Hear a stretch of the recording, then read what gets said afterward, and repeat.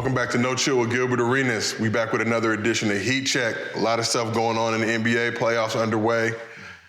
Got to talk to you first and foremost, Gil. I know you've seen it, and we didn't get a chance to talk about it, but Andrew Wiggins dunking all over Luka's life. That was nice. That was nice. Does anything get taken away because you got to review it? Or does it just, it's not like, if you dunk on a guy in the game, let's say they call a charge, I'm thinking like Anthony Edwards, and they call a charge. Does that, if you're the guy on the other side, does that charge matter, or are you still humiliated? You still humiliated? What? Come on, you still got dunked on. Yeah. You still got dunked on. So I personally think that ref should be fined or suspended. I have nothing to do with this NBA. No. I'm pandering for bags. The reason is this. If a player does something right, he can get fined or suspended or tech.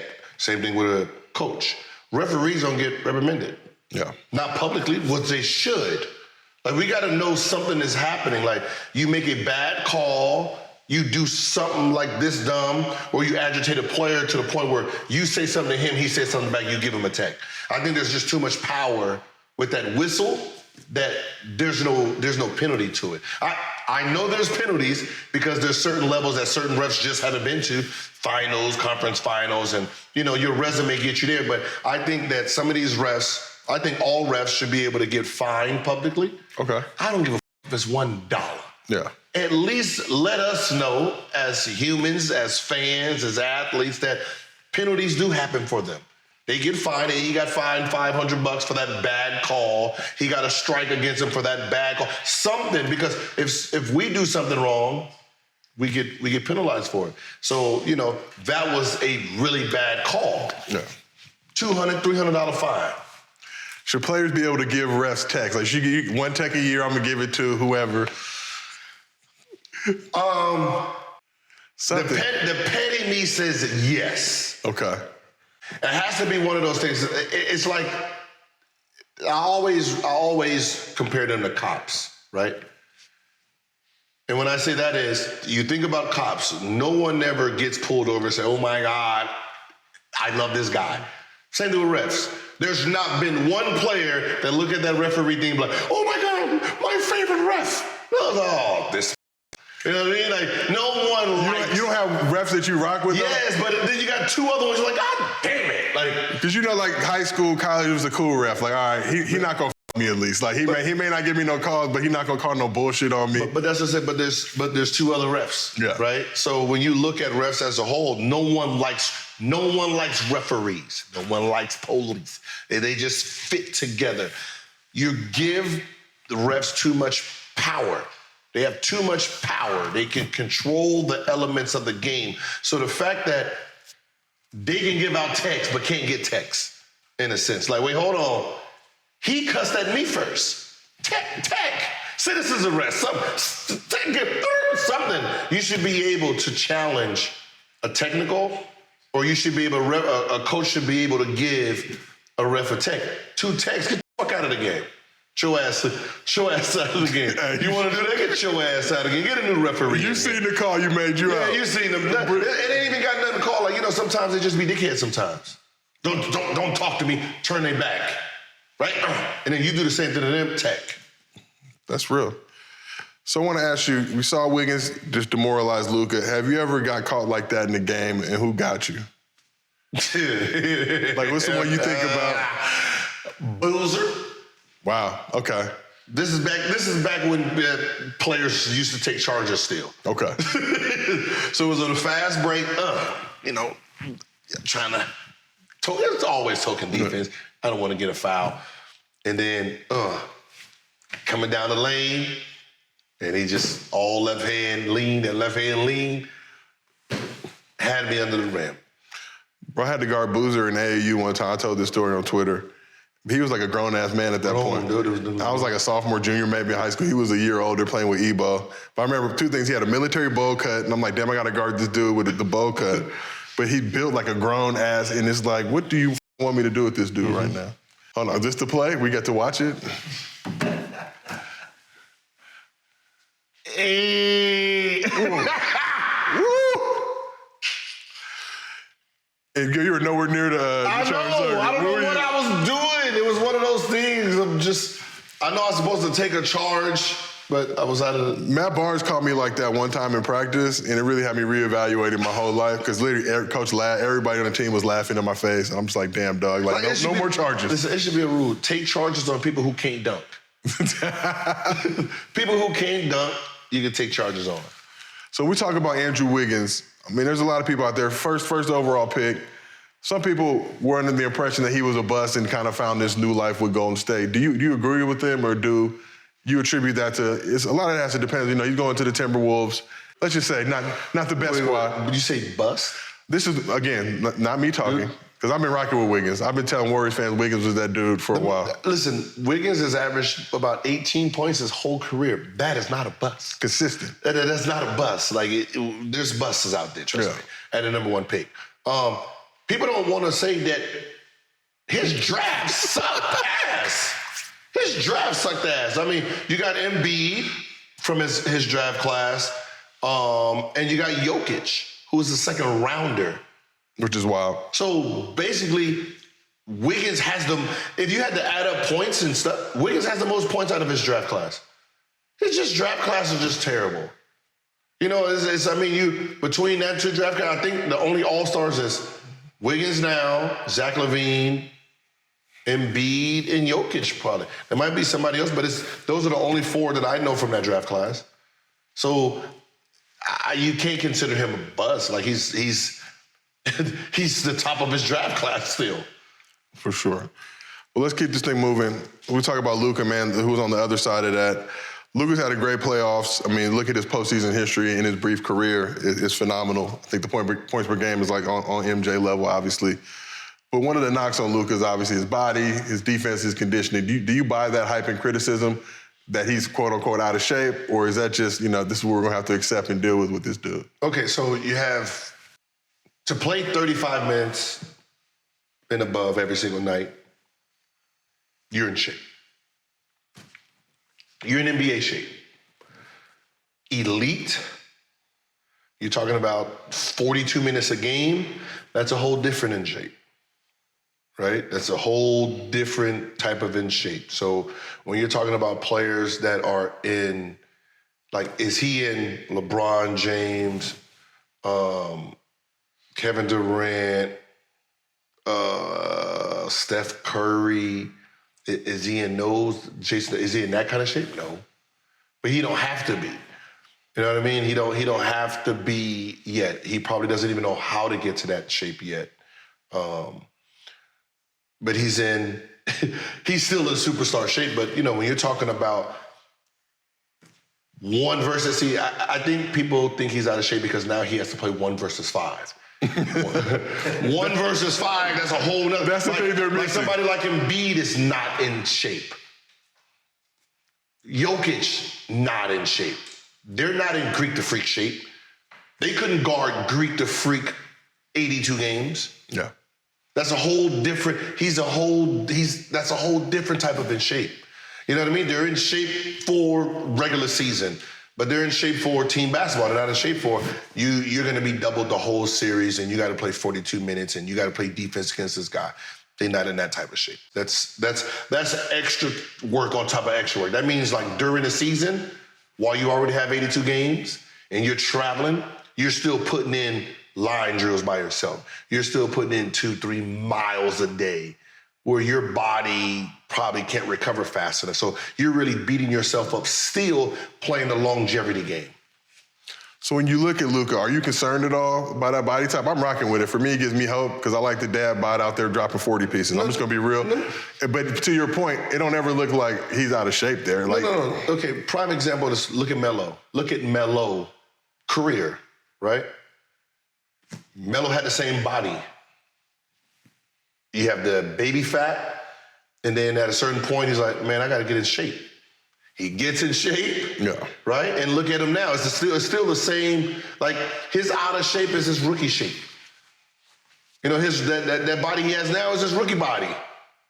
You know what I mean? It's with age. He's going to understand how to really push his body. Right now, he don't need to get to that level yet. He doesn't know what that level is. All right, so I want to put yourself in Luka's position, or say you have the ability now to hit Luka and be like, all right, dog, we're going to spend this summer together, getting our minds and bodies right. What are you doing to elevate his game and get him to that next level? Nothing. Get him a better team? The reason I say nothing is this. His summer routine gets him ready for the beginning of the season. Yeah. So if you think about it, think about just logic, right? In the summer, you're in the heat, dieting, training 3 times a day. You're gonna be in peak. So when you come to the season, you cut up, you look nice, muscles all glistening. You get to March, April, May, around that time, flabby, no cuts and definition in your muscles. So it's basically after All-Star break, we have to recondition to get ready for the playoffs. You know what I mean? So it's not a beginning it's not a summer routine. This is after All-Star break. We got to start doing, stairs again. We got to start doing this because now we have to push. Because you got to remember, you got in a routine of being lazy, traveling, resting days, playing 40 minutes, not really going up. You don't really have that beginning of the season shape. Your body's unsluttered. You've been eating really bad during the season. Playing food, restaurants, drinking. You know what I mean? So you're not peak performance when it comes to conditioning.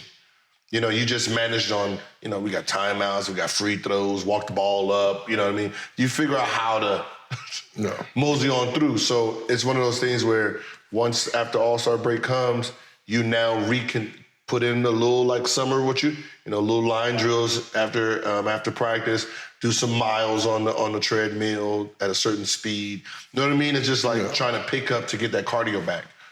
Get a real team at some point. Yes, you have to have a routine, in-season routine. Like sure. Being in shape, like what LeBron did at 37 is really impressive because that means he's working on his body at least 7 to 8 hours a day during the season.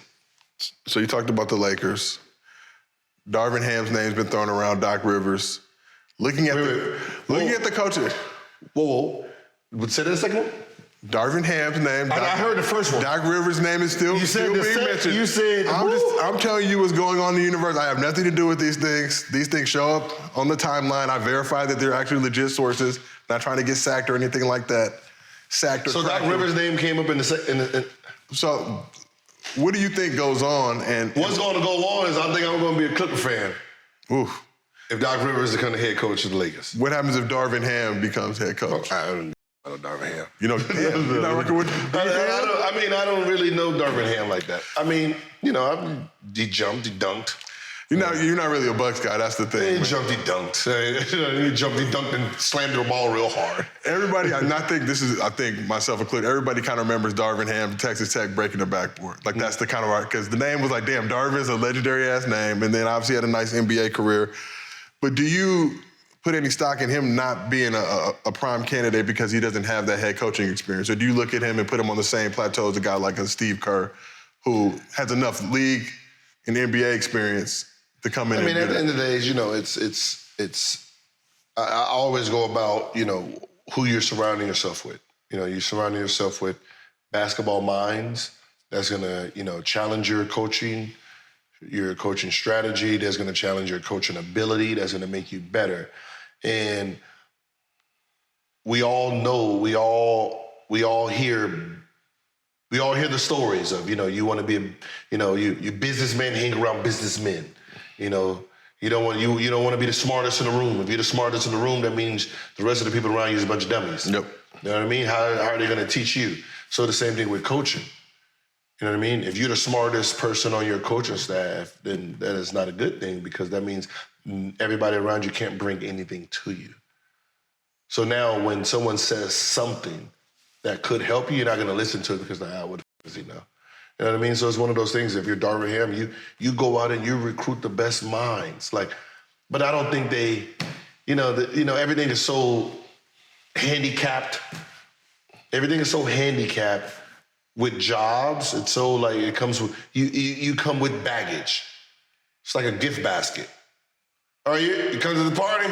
All right, take this home with you, goddammit. You be like, all right, okay, I got a candle, 2 lighters, and some scents. All right, I don't need half the shit. But that's how these coaching jobs are.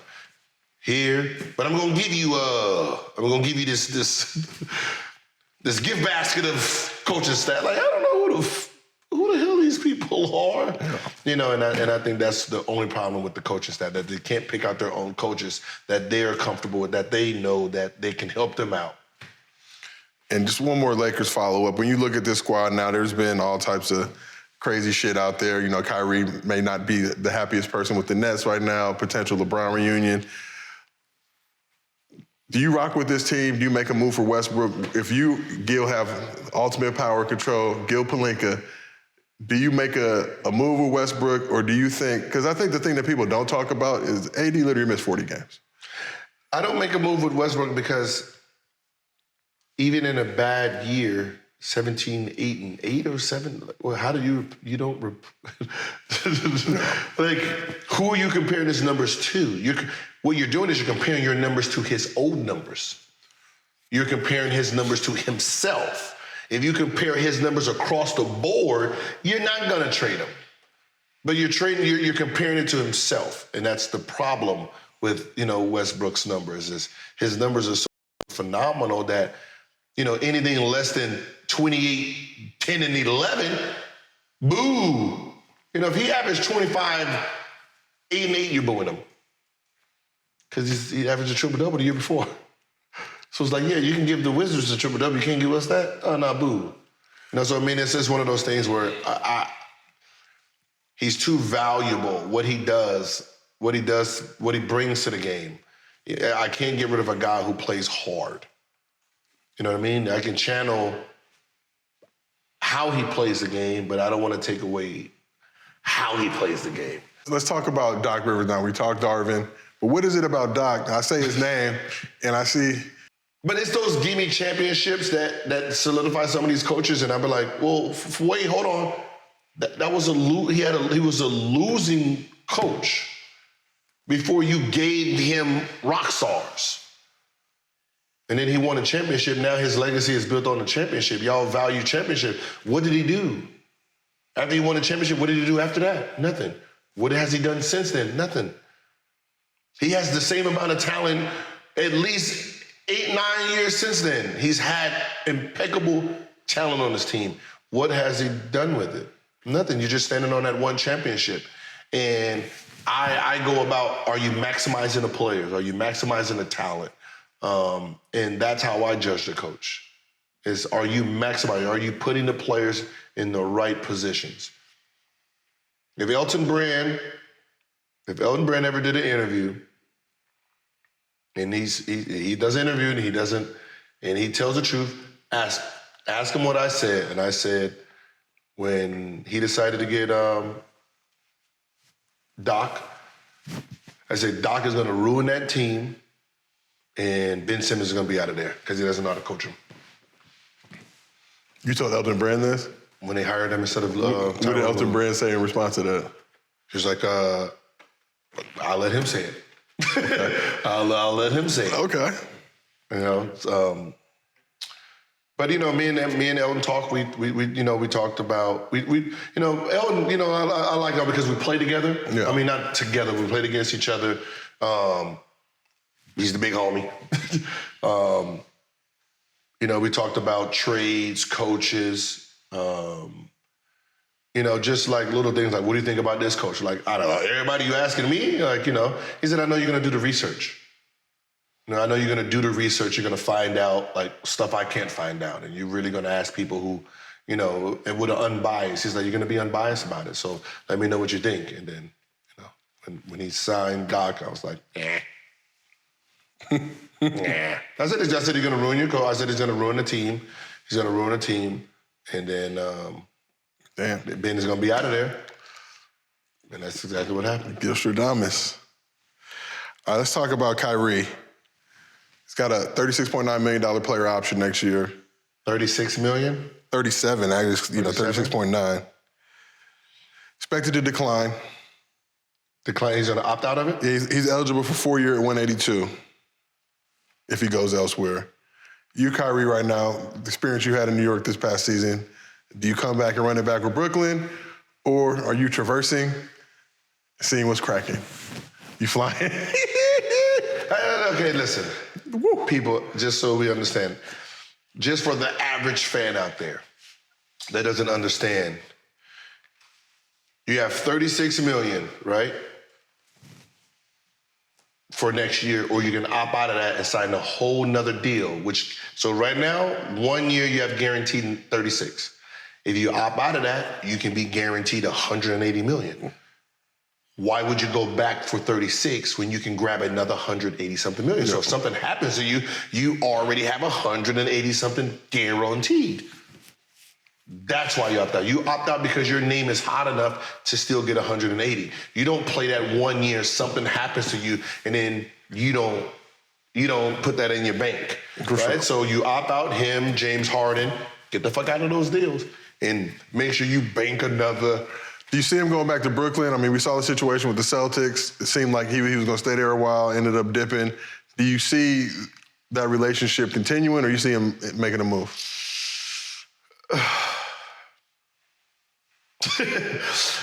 With Kai is so chest up here. You never know what he's thinking. He can be going back to Brooklyn and change tomorrow. He can be like, man, are they going to be playing them COVID rules again? Are they going to be playing them COVID rules? I don't want to be in Brooklyn no more. Like, you just never know. It's one of those things where only he will let you know and answer that question. If COVID's still coming around, you're going to miss another half of the season. No. And, he's a hooper. And that right there will turn him off. Just knowing that, going into next season, I might miss half the season again. I don't want that. They playing with my name too much. I need to go out here and bop the shit out these niggas. You know what I mean? I need to go out there and put a couple people in the blender. You know what I mean? So, he could possibly leave just because of the ruling. Like everybody else over here, they get to do whatever they want. They don't have to take the vaccine like me. So, y'all penalizing me, y'all throwing my name on it. I'm going to go somewhere where I can just be me. You never know. So lastly, let's talk Heat Celtics. As of this taping, 2-2. Who do you got winning this series? It's been blowouts. Shit's been boring to watch. Boston. I still got Boston. Okay. I still got them racist Bostons. Ooh. Still rocking? I got to rock with Jason. Okay. Rock with Jason. Still rocking with him. So, it's 2-2. What did I say? One of these is going to go to 7. The other one's a blowout right now. One's 3-0. One's going to be chilling. We got to start just running clips of the shit you say, because I feel like you like Mayweather, but posting the winners. Only the winners. We ain't posting other shit. Do Mayweather. Just the winners. Just the winners. Just the winners. All right, last thing I'm going to hit you on. We got Juneteenth coming up. I don't know if you saw this, but Walmart tried to come out with a Juneteenth-flavored ice cream that they were calling Negropolitan. That they weren't calling, that's what the internet was referring to it as. So just want to know, how are you celebrating? I just want to ask you, how are you celebrating Juneteenth this year? The same way I did last year. Nab what you're doing. Do not remember. Emancipate something. I don't know, man. I just be chilling, man. It's a federal holiday, though. But I don't get into, I don't, like Memorial Day weekend. You're not doing shit? Nah, last time I went out Memorial, I got arrested for asking a question in Miami. Wow. I asked a question. What was the question, though? What do you do? So we was driving, we were on South Beach, we're driving. It's me and my boy, Avi Story, my teammate, Avi Story. The Arizona State? Avi's a legend. So we drive and we're going to dinner, and bumper to bumper, we're not moving, right? We're not moving. Damn near asleep, listening to music. He out the window trying to talk to people. And then what ends up happening is he sees a friend. And he's like, oh man, and got out of the car. We ain't moving nowhere. He got out of the car. He's talking to them. And then all of a sudden, the driver's like, hey, your friend is getting arrested. So I look back, 4 or 5 cops behind him. Wow. So I was like, hey, hold on, what'd he do? He's with me. Next thing you know, I'm getting tackled, arrested. Wow. Right? Somebody was like, oh, Gilbert Arenas, oh my God, let me take a picture. Gets tased. Somebody just gets tased. Gets tased, boom, drops. So we getting arrested, we get put in the paddy wagon. I mean, this is like right around when what's the name was out? Punked. Okay. So I'm thinking I'm getting punked. No lie. So we're in the paddy wagon. I'm sitting on another dude's lap. That's how many people was stuffed in there. So I'm sitting like sitting handcuffed, like sitting on a whole nother dude, just like, like I'm trying to figure out, like, all right, don't Protect them cheeks, bro. So look, we feel get a little poke coming through. Yeah, no. So we get to the little station. It's a room, and it's just chairs, and there's just a whole bunch of us, right? So you know what I mean? I'm like, they took the handcuffs off. No, we still got the handcuffs on. And you know how you start looking for the cameras and stuff? Like, all right. Right? They just started looking for the cameras, and then all of a sudden, this was punked. Because there's no way. Dude was like, yeah, you tased me. All I wanted was a picture. Untased me. I'm going to whoop your ass. He's very good. You know, you start looking for people like, I've never seen him act before. But and then Arvie's story, hey, man, y'all got a cup, I got to spit. And then he said, if you spit on that floor, I'm going to wipe your face with it. That's what the cop says. Right. Damn, Miami. Hell of a line. What you going to do, Arvie? What you gonna do? All right, you better make this real, boy. They gonna wipe this spawn with you. Like so, and then everybody's telling these jokes and stuff. And then we get like fingerprinted. So, and I'm like, hey, what am I being arrested for? Hey, what am I being arrested for? What you gonna write on there? What you gonna write on there? I ain't do nothing, I ain't say nothing, I don't have nothing like, he was like, resisting arrest. What? I have to commit a crime. I have to commit a crime to resist that crime. Then I said, that doesn't even make sense. I said, hello, you arrested me. I wasn't being arrested before that, so how am I resisting your arrest? That is dumb, right? We do the fingerprint, and then I'm talking to the ladies, right? They're booking me. And I was like, hey, is this real? She was like, what do you mean? I said, am I getting pumped? And she was like, you're Gilbert, right? And I was like, yeah. And she was like, yeah, you're not getting punked. This is real. I was like, that's a lie. I have my cell phone in my pocket still. No one searched me. That's how I know this is fake. Yeah. She was like, no, you're in jail, boy. I was like, no, I have my cell phone. Look, went in, pulled it out. This is my cell phone. I got arrested. I'm in jail with a cell phone. And I said, it works too. Like, you're trying to I got you guys. I got my cell phone. No one searched me. She's like, no, Mr. Arenas, you're arrested. She's like, but listen, you're not gonna get in trouble. This is what they do. They go down, they arrest 800 people during the weekend and get them off the street. You have $25 on you? Yeah, I got money on me too, because they didn't check me. Nobody checked me. They pulled out the $25, right? And then eventually I get out, like 40 minutes later. I thought it was fake. I was like, nobody said cut, no nothing, right? And then I had to call Tommy then because USA Basketball found out about it. Okay. I said, no, that was fake. They just didn't say cut.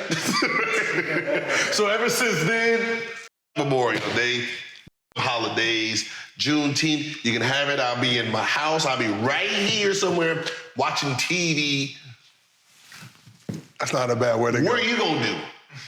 I'm not doing shit. See, thank you, man. I'll be right at the crib, I'm 40 years old, man. What the hell? Eat some Negropolitan ice cream. Just the chocolate section. Negropolitan Just the chocolate section. Just the chocolate milkshakes all day. That was the best ice cream back in the day.